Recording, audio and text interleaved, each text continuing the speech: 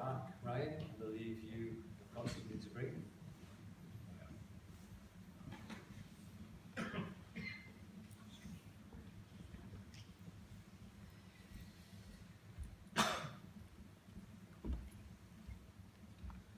Good evening, everyone. Good evening. It's great that it's 40th anniversary, so it's fantastic. I've lost it. There's a couple of these glasses on like mother-in-law, so a bit sorry. If it weren't for this church when I first came here, I'd be lost, completely lost. Pastor's not just been a friend, not just been a pastor, sorry, but he's been a friend. He's helped me and my son throughout the course, and everybody around me that's helped me. I thank you very much. I'm just going to read this little verse out. It's Psalms 139, verses 1 to 8, if you don't mind. Thank you. O Lord, thou hast searched me and known me. Thou hast my down sittings and my uprising, and understandest my thoughts far off. Thou compassest my path and my lying down, and art acquainted with all my ways. But there's not a word in my tongue, but, lo, O Lord, thou knowest it altogether. Thou hast beset me behind and before, and laid thy hand upon me. Such knowledge is too wonderful for me. It is high, I cannot attain unto it. Whither shall I go from the Spirit, or whither I shall flee from thy presence? If I ascend into heaven, thou art there, and if I make my bed in hell, behold, thou art there. Thank you very much.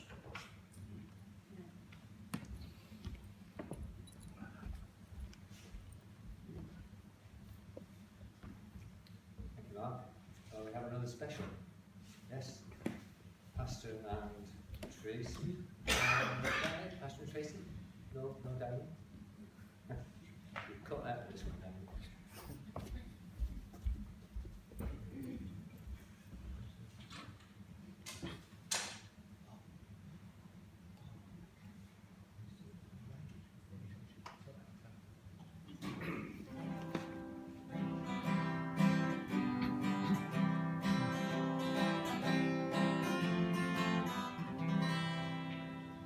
Many years I walked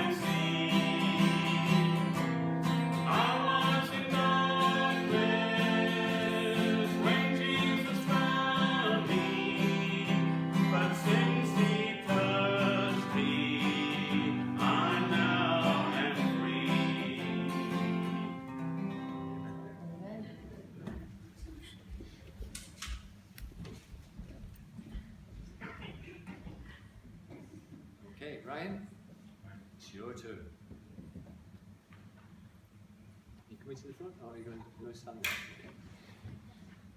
Okay. Well, I'd like to thank you, Pastor, for everything he's done for me.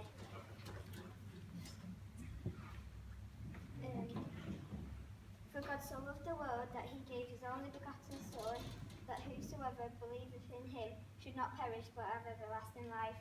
For God sent not his Son into the world to condemn the world, but that the world through him might be saved.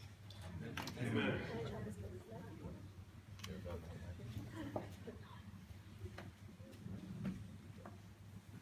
You want to say something as well? Yeah.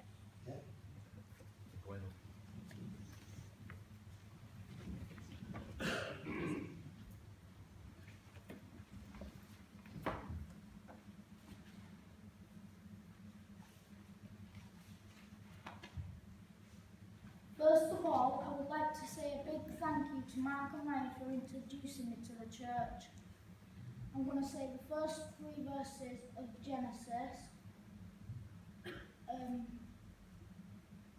In the beginning, God created the heaven and the earth was without form, face, and void, and darkness was upon the face of the deep, and the Spirit of God moved upon the face of the waters. And God said, "Let there be light," and there was light. I would also like to say a very big thank you to Pastor for all his support with the Lord.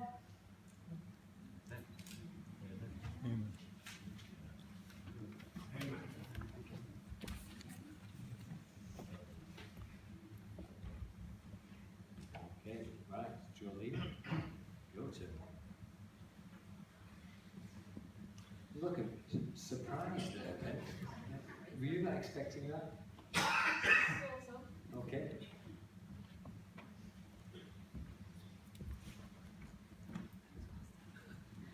You are. Hi everyone. Okay, so mine, like Vicky's, is not a pretty story. How to put it really? So when I joined the church, I was a very different person. And since joining the church, my life has completely changed. And it is still changing. And it's not an easy thing to have happened. And in one sense, it's not particularly something that I ever wanted to happen, nor did I envision that it would. However, when I prayed my sinner's prayer, I meant it. And I don't even think that for me, in that moment, I realized what that would do. I don't think I quite realized the power of God. And even despite myself, I haven't been able to go back and take back that prayer because I meant it in that moment. So the Lord has worked in my life, whether or not I wanted that to happen afterwards, whether or not I regretted that prayer or not. And my whole life has changed. And it's still changing, and it's not easy.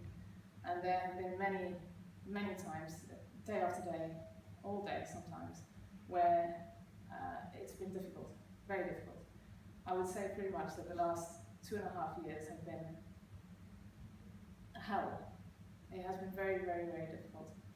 However, despite that, our moments of strength, and it is in God's word, because of course, He knows my heart, and when I prayed that prayer, He knows I meant it.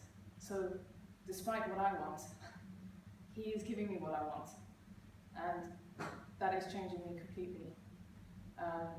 And there are verses in God's word where I see that that's happened to other people, and it's not all roses and wonderful. And like, I think it was Paul who says that he dies daily. I take comfort in that, even though that doesn't sound comforting, it is. And where Jesus, one of the verses that stood out to me is where Jesus said, if you want to follow me, take up your cross. And that is not for you to be walking in happiness and glee all the day. You know, that's hard, that's pain in that verse, and that's suffering, because you have to give up yourself. You have to give up the old person, your old nature, which fights and doesn't want to let go. And it's where you think you were happy and where you weren't. You're just part of the world. And to come out of that is not easy, but if you truly trust in the Lord, He will bring you through absolutely anything. And I know that my future, even if I can't see it now, I know that it's right, what I've done, and I know that it's to please God, and I know that He will look after me, and that's the one thing that draws me through every day, and gets me to where I am now. And I'm proud of my life now. I'm proud of myself. I'm glad that when I look at my mom, that she's happy. She's happy inside, and she can see that I'm on the right path, and I'm happy that I'm there. I would never have been able to do it without this church. I felt like I needed my family with me, but as it turns out, I just needed you guys, and you are all my family. And in particular, Pastor, you've looked after me from day one. And if I look at it now, if I think about how when I first got saved, you came around every week and spent that time with me, teaching me. And sometimes although I was always happy to see you because you've got such a lovely smiling face, when you were on your way, I would be sort of dreading it, because I'd think, this is that pain, it's taking me away from the life that I am so comfortable in. But every time you stepped in, I knew it was right. And it was always right, and you taught me so well, and it was so, the understanding was so strong. And I'll always be grateful for that. And you nurtured me into where I am now, where I understand it and can take on my new life, my new nature. So I thank you. Thank you all.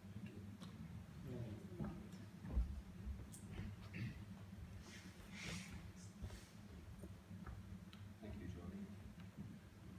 Okay, I'm going to call on somebody else, and they now have a surprise look on their face as well, because I'm not sure whether they know. Jeanette. He knows. She knows. She still has a look of shock on her face though. Rabbit in the headlights.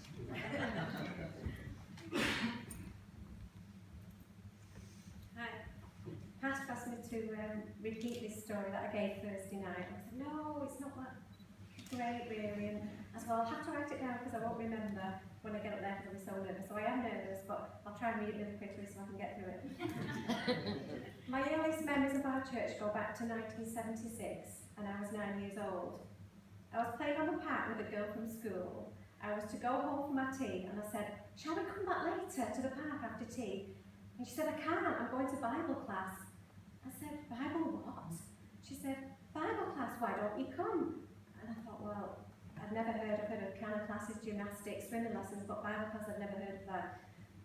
So anyway, I went along, and a blue Ford Transit van came to pick me up, and inside were two real-life Americans, Mr. and Mrs. Tudor. I was so excited. We didn't have a car when we were little, so to be picked up in a van and to be taken on a ride to the Abraham Moss Centre in Manchester by real Americans was really exciting for me. The closest we got to Americans in the 1970s was watching Little House on the Prairie and the Waltons on TV. Well, it wasn't long before I heard the gospel. My mum used to take me and my brother to a Church of England church every Sunday, and I was even in the Rose Queen. But I'd never heard the gospel told like I did that day. I couldn't wait to get home and share it with everyone. I jumped off the van, ran to the house, couldn't even wait for the door to open. I shouted through the letterbox, Mum, you need to get saved, you're going to a burning hell. Well, obviously with that statement, my mum had to check what sort of place I was going to. And thankfully my mum, brother, and later my dad got saved. And I, as I'm sure many here, are very grateful for the couple from Kansas who came over to Britain to spread the good news. Amen.